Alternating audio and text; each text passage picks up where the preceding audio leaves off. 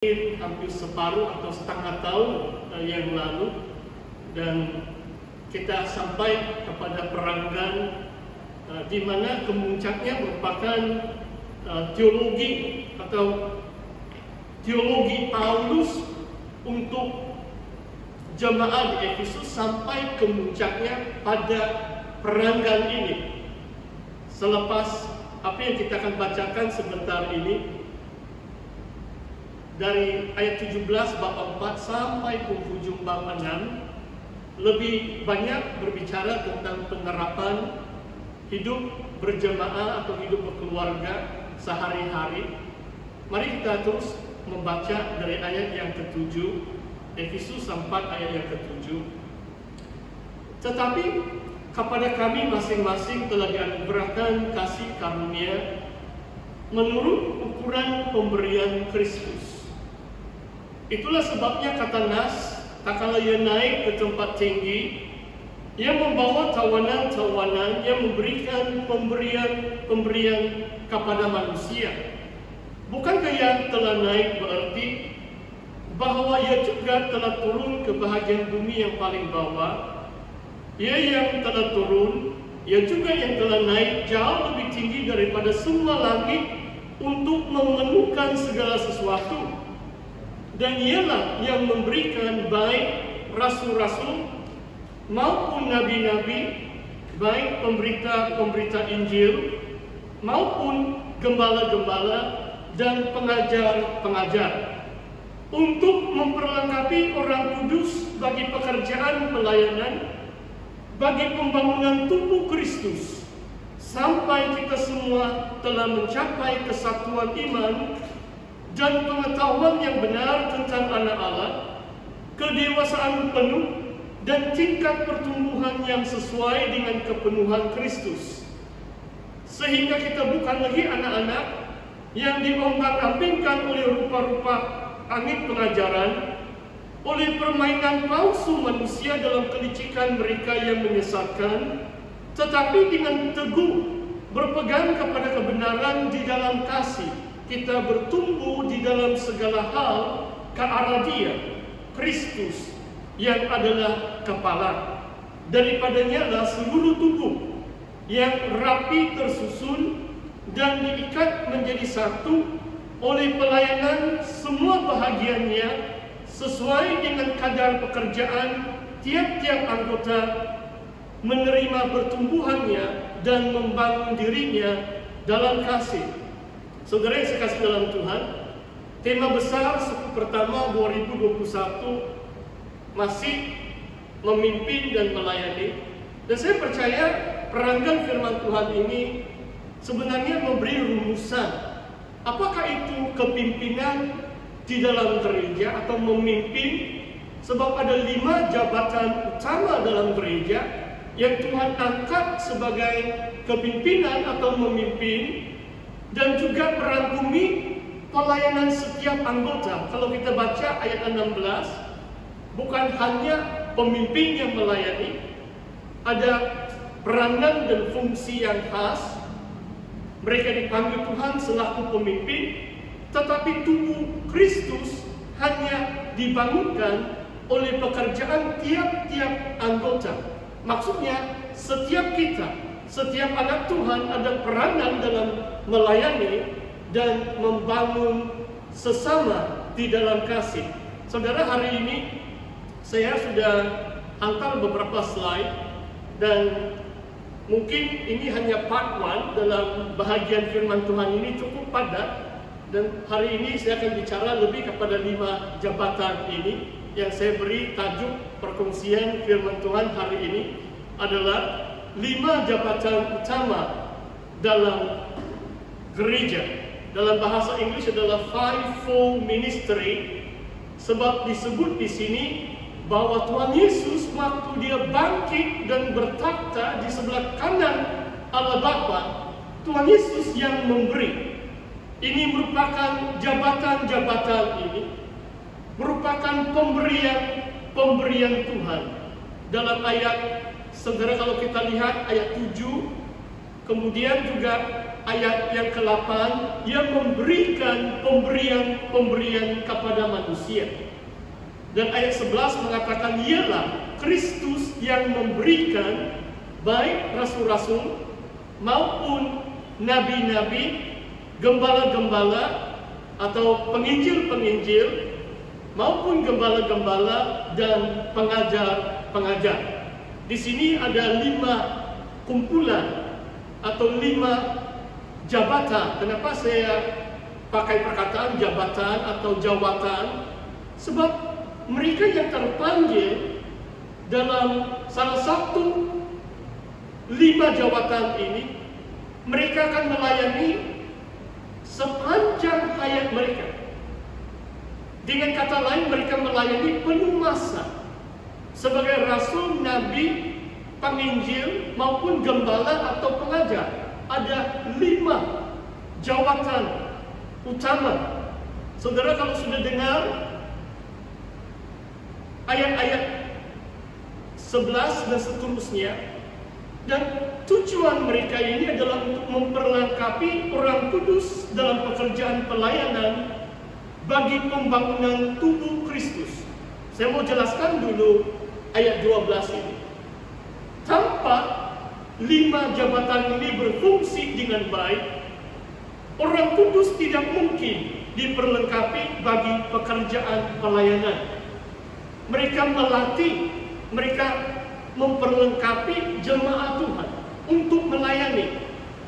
Tidak, kalau orang yang baru terima Tuhan, baru dibaptis dan mulai mereka ikut ibadah atau kebaktian, harap bukan selalu hanya online saja, tidak lama dari sekarang boleh berkumpul kembali. Orang yang baru itu bukan terus diperlengkapi bagi pekerjaan pelayanan. Maksudnya mereka perlu melalui suatu tempo di mana ada kepimpinan gereja, khususnya 5 jabatan ini. Mereka dipanggil Tuhan, mereka diberi karunia kepimpinan untuk memperlengkapi orang kudus supaya mereka dapat melayani. Dan kedua, pembangunan tubuh Kristus. Kalau bukan karena 5 jabatan ini, tidak mungkin tubuh Kristus dapat dibangunkan. Gereja Tuhan tidak mungkin jadi kuat, tidak mungkin menjadi matang atau dewasa rohani tanpa pelayanan ke-5 jabatan ini. Dan saudara, hari ini saya mungkin lebih fokus kepada jabatan nabi atau kenabian, karena beberapa bulan yang lalu saya banyak menguraikan tentang kepimpinan rasuli atau pelayanan seorang rasul. Jadi hari ini mari kita lihat mungkin dalam 1 Korintus 12 ayat 28 dulu. Ayat ini menyokong apa yang kita baca. Boleh teruskan dalam slide. Dalam Korintus, Paulus mengatakan lebih kurang yang sama. Allah menetapkan beberapa orang dalam jemaat. Pertama sebagai rasul, kedua sebagai nabi, ketiga sebagai pengajar. 3 jabatan ini sudah disebut dalam Efesus bab 4 ayat 11. Selanjutnya mereka yang mendapat karunia mengadakan mukjizat dan untuk menyembuh. Beberapa bulan yang lalu saya sempat menonton YouTube, mungkin ini seorang pendeta dari Indonesia yang beritanya adalah dia ada karunia menyembuh. Oh, boleh tahan, saya lihat orang-orang sakit atau orang sakit yang lumpuh dan sebagainya karena bawa di pasar, dan dia bukan hanya khotbah dalam gereja. Wah, dia pergi di luar, dia doa. Orang di van, di kereta pun dia jamaah, dia doa, orang sakit sembuh. Nah, cuma saya tidak tahu sama ada mereka sembuh atau tidak. Cuma namanya di sini adalah Tuhan juga memberi hamba-hambanya. Ada yang ada karunia untuk menyembuhkan. Jangan kita menolak. Kita perlu memuji. Cuma inilah firman Tuhan. Tuhan memberi kepada mereka yang ada karunia menyembuh, untuk memimpin dalam ayat ini, saudara, untuk mentakbir, untuk mengurus gereja. Itu juga satu karunia. Bukan semua orang dipanggil sebagai pemimpin. Tahu bagaimana mengurus takbir, sesebuah sidang, dan ini merupakan karisma. Karisma adalah, dalam bahasa Yunani adalah karunia. Maksudnya kita ada urapan atau karunia untuk memimpin. Saudara, seperti yang saya katakan, pagi hari ini saya mau fokus kepada jabatan nabi ini. Dalam slide yang seterusnya, dalam Kisah Para Rasul, saya hanya baca sepintas lalu. Saya mau memberi gambaran kepada kita bahwa gereja Asa, gereja Antiok, bab 13 ayat 1 Kisah Rasul. Pada waktu itu jemaat di Antioquia ada beberapa nabi dan pengajar. Perhatikan saudara, ada nabi, prophets, dan guru-guru yang menetap di jemaat di Antioquia. Dan kalau saudara tahu, gereja di Antioquia ini adalah gereja yang amat penting, sebab pelayanan misi yang pertama Rasul Paulus diutus oleh jemaat di Antioquia. Ada pelayanan kenabian, ada pengajar, sehingga gereja itu cukup kuat. Mereka mendengar suara Tuhan dan mereka mengutus Barnabas dan Saulus sebagai mubalik atau missionary. Itulah bermulanya pelayanan misi Paulus yang pertama. Memang Rasul Petrus bab-bab yang sebelum ini juga sudah melakukan misi di Kaisarea kepada Cornelius dan sebagainya.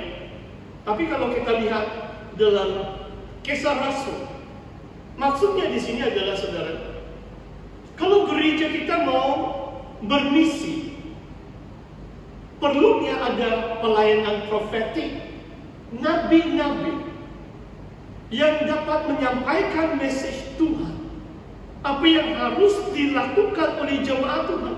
So, kadang-kadang jemaat Tuhan yang datang itu, mereka hanya mau rasa berkat Tuhan, enjoy sejak masuk di gereja, dengar khotbah, kembali ke rumah, begitu saja. Nah, itu pun cukup baik saudara. Cuma saya percaya saudara, dalam Efesus bab 30, segala ragam hikmat Allah dinyatakan melalui jemaat kepada pemerintah-pemerintah. Wah, luar biasa. Kalau gereja Tuhan tahu misi dan visinya melalui pelayanan kenabian dan ada pengajaran yang mantap seperti gereja di Antioquia. Saudara, saya mau jelaskan masih tentang nabi-nabi, sebab dalam Efesus bab yang ketiga, sebagai peringatan kita bersama, sebenarnya gandengan rasul-rasul dan nabi-nabi itu 3 kali disebut oleh Rasul Paulus dalam suratan Efesus. Bab yang kedua menyatakan bahwa yang meletak dasar bangunan itu, yang membangun bait Allah dalam roh itu, dasar itu adalah pengajaran atau pelayanan rasul-rasul dan nabi-nabi dengan Yesus Kristus sebagai baku penjuru. Kali yang kedua, rasul-rasul dan nabi-nabi dalam bab yang ketiga, di mana Paulus mengatakan pengwahyuan itu, apa yang dirahasiakan abad-abad dahulu kala, sekarang dinyatakan kepada rasul-rasul dan nabi-nabi.